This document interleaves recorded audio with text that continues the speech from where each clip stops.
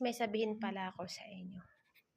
Pag may isang tao hihingi ng number nyo, wag na wag nyong bigyan. Lalo na pag hihingi sila ng QR code, yung 6-digit na number. Wag na wag nyo bigyan. Dahil baka katulad nyo ako. Kasi ako naman din si isang tanga, mabait na tanga-tanga. May taong humingi sa akin, number ko. Hiramin daw niya. Ganun. Marami siyang sichiburits eh. At pati yung may message dumating sa akin. Kasi sinihiramin daw niya yun dahil hindi ko man, tanga rin ako at wala naman akong alam na yung laro na scatter, panggamit daw niya yun, pang scatter daw niya. Hindi ko wala alam yung scatter, hindi ba kailangan yung number na yan. Then, pagbigay ko ng number, may code dumating sa akin. Sabi niya, bigay mo yung code. Ako man din si isang tanga, binigay ko si code. 6-digit na yon. Guys, wag na wag nyo bigay. Bakit? Access nila yung account nyo yan. FB account, Facebook account nyo, ma-access nila lahat yan. Lahat, wala kayong matago dyan, guys. Wag na wag nyo gawin yan, ibibigay yan. Dahil katulad nyo ako na isang tanga, guys. Access nila lahat yan. 2 account ko, guys. Wala. Access lahat, guys.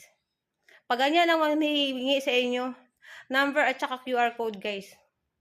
Yari kayo pag ibigay nyo yan. Huwag kayong tulad sa akin. Sabihin ko lang sa inyo, huwag kayo matulad sa akin na isang tanga.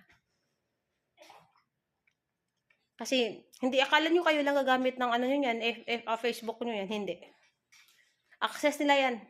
Dahil sa QR code na yan, lalo na sa QR code na yan na bibigay nyo. Wala na, guys. Kasi ang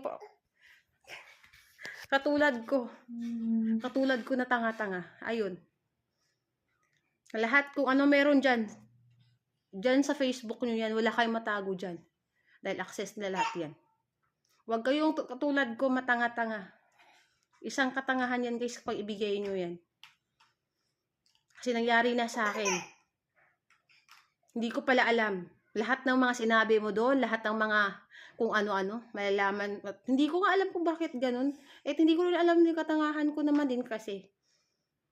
Kakilala naman. Si tanga daw, kakilala niya. Ayun, ibigay. Pati si QR code, ibigay kasi akala ko, sasabi.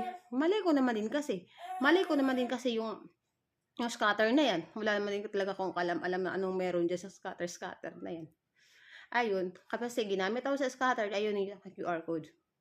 Ang sabi, hindi naman daw pala pwede sa scatter yung number ko dahil parang puno